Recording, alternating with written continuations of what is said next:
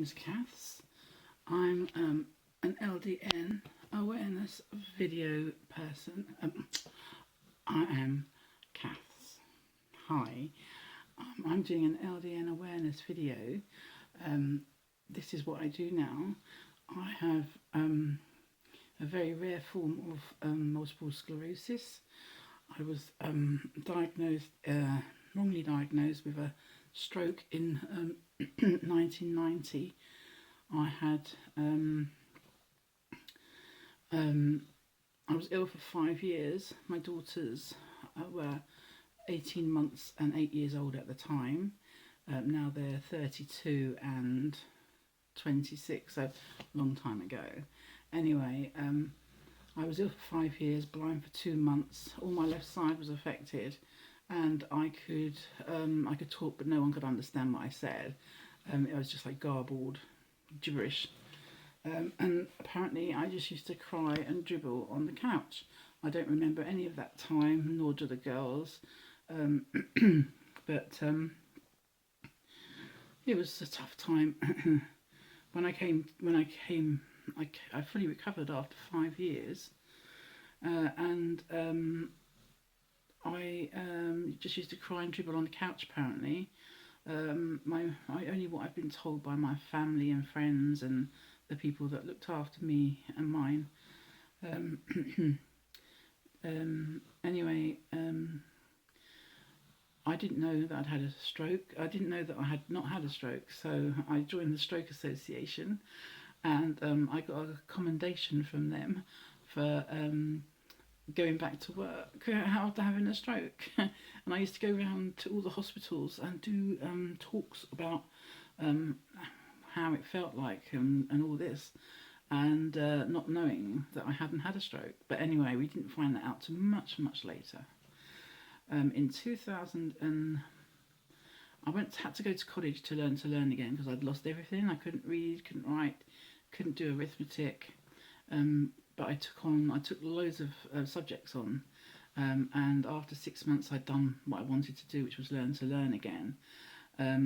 After doing that, I completed that 6 months, and then I did a basic counselling course, passed that, and then I'm out then, outside. The tutor said that if I wanted to come back and do the last 6 months of the Access course, they'd start me off from where I was. I wouldn't have to go to the beginning again. And I was doing really well, and I could go to university. And of course, I loved university. You're having a laugh. I left school at 15. We did then. I'm 60 now, so it was a long time ago. But left school at 15. I was straight into work as office junior. Worked my way up over the years, eventually ending up as a BBC secretary at White City, to some really nice guys. My bosses were really lovely. He was the television engineering safety officer and the HE-Tel projects manager as well. But anyway, the lovely guys, and I think I worked there for about 4 years. And then I left to have the children, and I didn't go back for 15 years then, because in that time that I left to have the children, I had a stroke. That was what we thought was a stroke. Anyway, the 5 years, they were hard to get back, but I did it, and I went to college to learn again. I think I might have told you that. Anyway, then I went to, I was at home when the kids were at school, and I was bored. Oh, what can I do? An advertisement popped out at me for a home carer. I thought, oh, my dad was disabled. All my life, my dad was a disabled person. He had polio when he was 5.5. So I knew what it was like to look after people. And my mum was quite ill as well with various things. Anyway, I rang them up, got an interview, went for the job. I was successful, so I started off there, and I did that for about four or 5 years, going around to people and getting them ready for their daily living activities, and that was great. I loved it, but I didn't like the driving from one place to another, because directions was not my thing really. Anyway, a job came up at Harefield Hospital for HCA, a healthcare assistant nights, and I thought, ooh, I'd love that because I've always been into sort of blood and guts, you know, and like things like that. So I put it in for an interview. I didn't think I was going to get it, but I got an interview. I was delighted. There was 80 people went for this job, and I got it. I got the post, and I was so delighted. I was over the moon. I started off there in I think it was 1999 December, and I didn't go for my induction until January 2000. So anyway, I started off there. I was doing there's 18 bedded unit, and I was running around after them all, after all the nurses, getting stuff they needed because they couldn't leave the patient, and I loved it. I walked over 17,000 steps on my pedometer, rushing back here and there, and the nights were brilliant. I loved them. While I was on nights, they asked me if I wanted to do my NVQ level 3. I did that, passed that. And then the manager asked me if I wanted to do my nurse training. I would be seconded, the first person to be seconded from ITU, the intensive therapy unit, to do nurse training. And yeah, okay, fine. I had a go. I didn't think I'd be able to do it, but you know, you have to go for these things, don't you?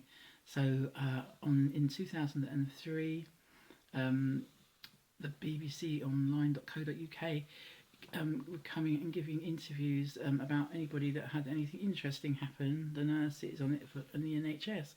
So they put my name forward, and they came and gave me an interview, and I told them that I was starting my nurse training, and they said, okay, in 3 years' time we'll interview you again at the end of your training. So I said, okay, that's fine. So off I went in October 2003.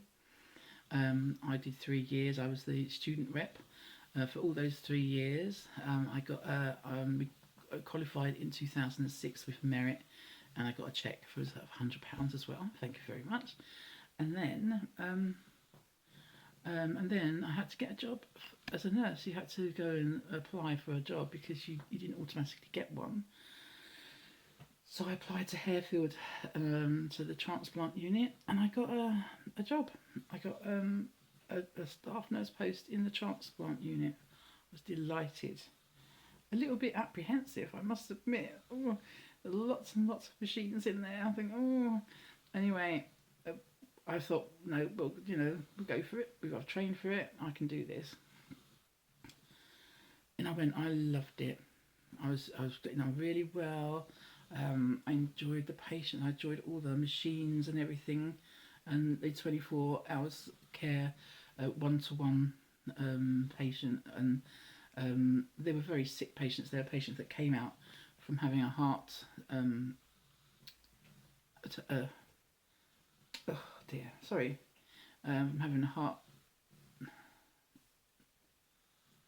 Having a new heart and lungs. I can't think what I'm trying to say. Sorry, that's my what's wrong with me. I have like short-term memory loss now, but anyway, never mind about all that. It doesn't matter. So I moved on up, and in 2008, I had what we thought was another stroke. All my left side was affected.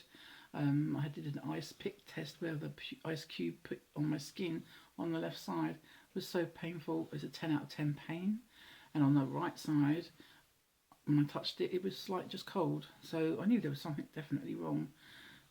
We went to A&E. I got the doctor there. I had to wait 5 hours before I actually got to see a doctor, and then so I saw the doctor.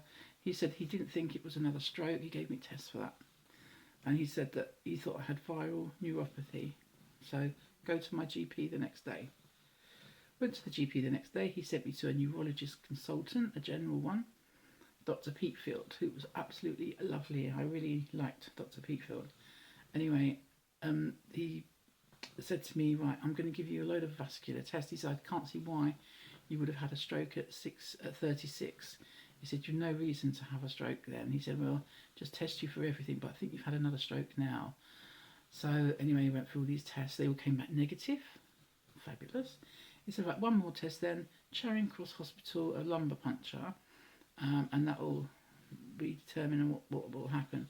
So we went and had this lumbar puncture, and the results came back that I had multiple sclerosis. I've had it for a long time. So he said I had relapsing and remitting. So I was diagnosed with that in 2008. In 2008, was it?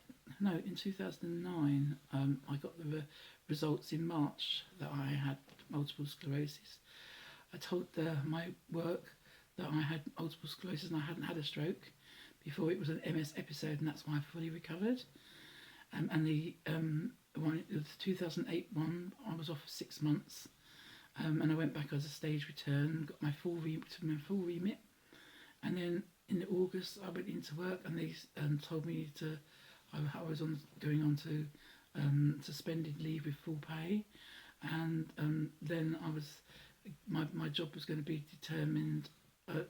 terminated on the 11th of December 2009, and I had to put in for an appeal, and so I did all that, and the job, it was upheld that I was going to lose my job. I had wrong information given to me by my rep, so that's another story. I'm not going to go into all that now. Anyway, I'd gone right downhill from the shock of all that. I was like absolutely, I couldn't talk. No, I could talk, but I couldn't. I was incontinent. I was in a wheelchair. I couldn't get out of one seat without help. At night time, it was so many times not being able to get to the toilet and having to wake up Adrian to help me out and in the bed, and it was a grim time. But anyway, a friend of mine told me about LDN. And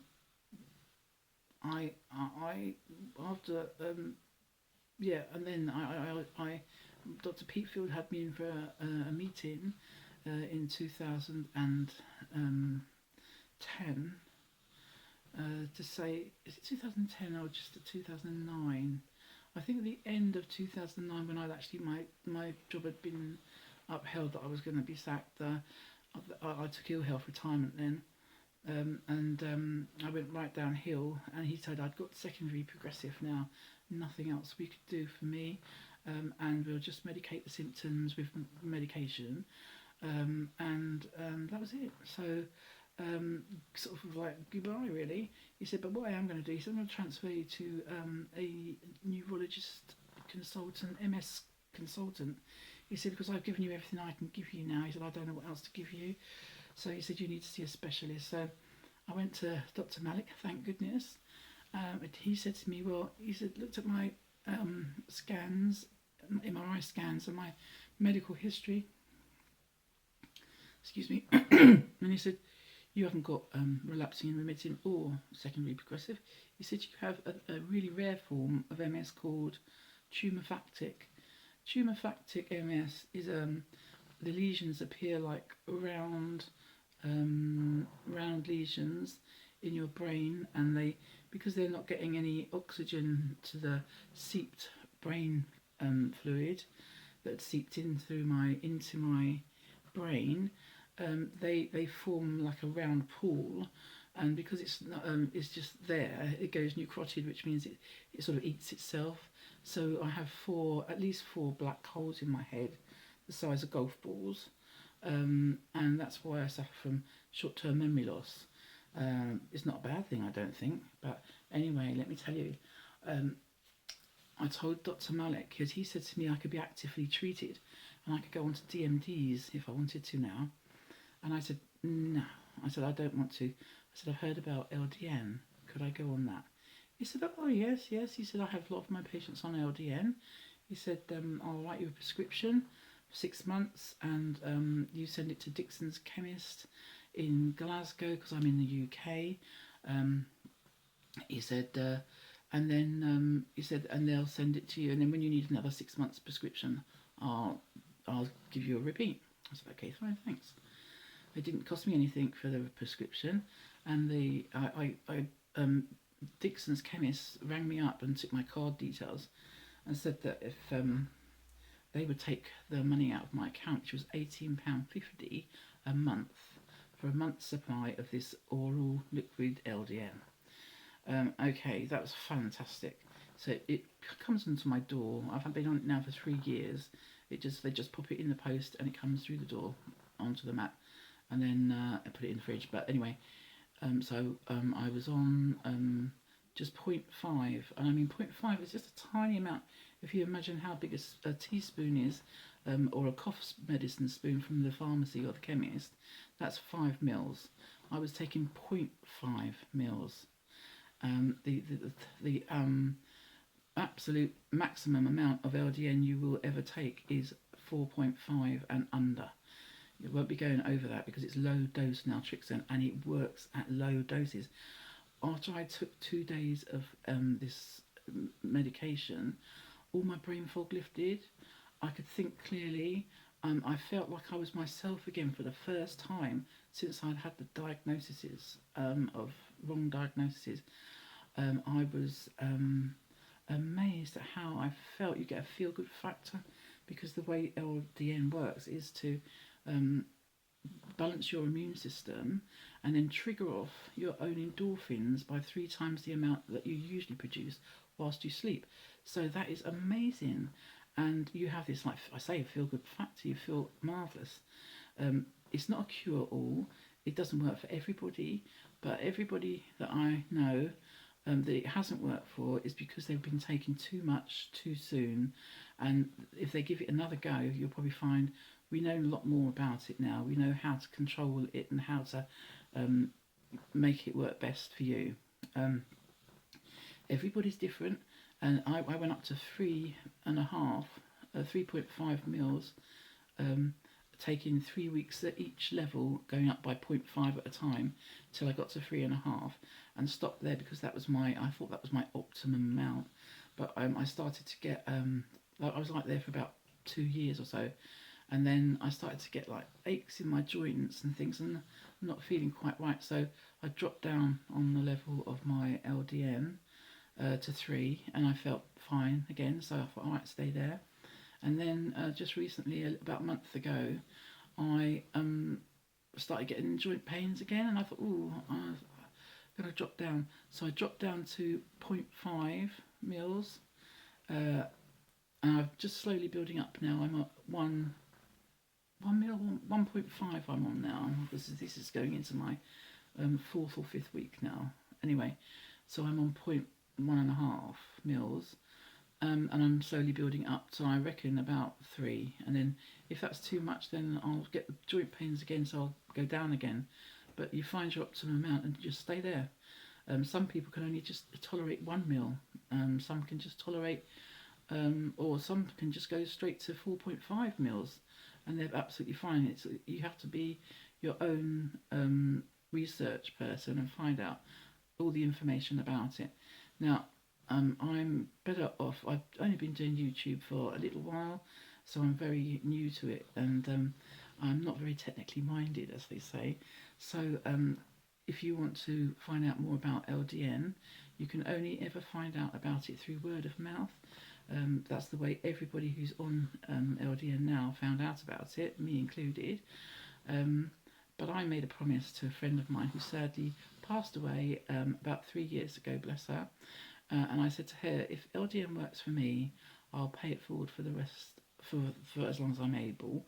So she said, okay, and then we'll see what happens. She didn't take LDN. A lot of people don't want to try it because they think it's not been approved by the doctors. But to be honest, we're actually informing the doctors and the neurologists and all the medical profession about LDN and how it's working for us all. And it's the drug companies that don't want to do a trial because they'll never get their money back. It's already been patented in high doses to combat drugs and alcohol abuse, and to combat the withdrawal symptoms. So if you actually had, that is a timed release naltrexone. It's not the same thing. because if you had a drink in the middle of the night or in the morning or whenever, the time release one would make them feel really ill, really sick, and they wouldn't want to drink it or take it, whatever. But in low doses, it was found to actually be really beneficial for autoimmune diseases. And there's hundreds of autoimmune diseases that it's beneficial for. So if you have an autoimmune disease, there is a list of them on the LDN Research Trust site on Facebook. There's also the LDN Users Chit Chat group on Facebook, which I'm the founder of that one. And Linda Elsgood is the founder of the LDN Research Trust site. And she has a lady called Phyllis Seals, who is one of the admin who helps people who live in the United States, America, or anywhere actually. She'll be able to get you a link to find where you can get it from, what it's all about. They have a download you can send to your doctors or take to your doctors and leave it with them, all about LDN, how it works, how to prescribe it, and all this. If your doctor is not an LDN aware person, don't take any notice of him and listen to the people on that site, because it's the users that are telling them how this works, and how we know it's working for hundreds of thousands of us all over the world now. When I joined the Research Trust site, I think there was only about 200 or 300 people. It might have been more, I'm not sure. But when I joined it, then there is now over 11,000 of us, all users. And on my little chit-chat site, there's over 500. And then there's another site which we go to, which is called the MS Plus AI Autoimmune and Supporters Group. That's the MS Warriors and AI, so it's AI Warriors as well, really. Anyway, and on that group, it is an amazing group to belong to. It's very supportive of each other. It doesn't matter what condition you have, any autoimmune condition. It doesn't have to be MS. And go onto there and see what you think. And that's on Facebook as well. I'm afraid the Facebook ones I know, I am trying to do Twitter and all that stuff, but I get a little bit confused with what I'm doing. But listen, this has been a video that is going to be too long if I carry on. So this is my name's Caths. Thank you for listening. This is a LDN awareness video. I have an amazing admin team on the Chit Chat site, and there's an amazing admin team on the Warriors site too, and also on the Trust site. They're all absolutely lovely, and they'll all tell you how to get the information you need and where to go to get it. Everybody's welcome, and it doesn't matter what sort of autoimmune condition you have. It works for autism, all types of MS, encephalitis, everything. It works for all that stuff. Sorry, it's my little grandson. He's having a little sleepy. Yeah, all types of MS. Anyway, I won't go on the list. The list's on there. Have a look. But anyway, it really is worth your while checking it out. There's been no fatalities. It's a tiny little bit of medicine. I don't know how that tiny little bit of medicine can make such big changes to your body, but it does. It's non-toxic. There's been no fatalities. It's non-addictive. It's harmless. It can be given to children. Children are on it. They use it a lot in fertility things where mothers that are breastfeeding take LDN, and the children have all been born with nothing at all wrong, all perfect. So it's an amazing drug, and in low doses. So please check it out. Okay, and I'm just doing what I promised I would do, is to pay it forward for as long as I'm able. So I'm saying to you, it's all by word of mouth from the users of LDN. Please have a check of it. Have a look.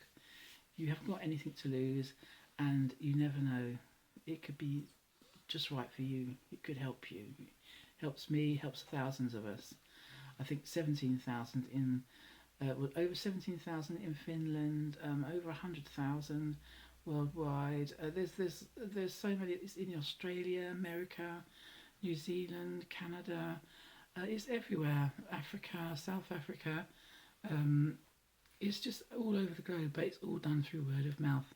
So have a cool time. Have a nice day. Thank you for listening. Have a nice evening if you're if you're over the pond, and have a nice afternoon if you're in England, in the UK, or in Europe. Anyway, I'm going to love and leave you now. You don't want to be listening to me anymore. I've been going on enough. So thanks ever so much for listening, and please do check it out. My name's Caths. Thank you for listening. Goodbye. Goodbye.